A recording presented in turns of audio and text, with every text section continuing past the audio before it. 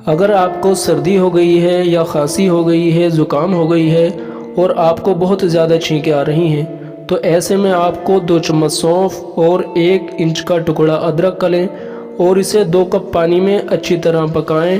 फिर इसे तकरीबन 10 मिनट के लिए ठंडा होने के लिए रख दें। 10 मिनट के बाद इसे छान कर सुबह शाम पिएं। ऐसा करने से जल्द ही खांसी, सर्दी, ज़ुकाम में फ़ायदा होता है।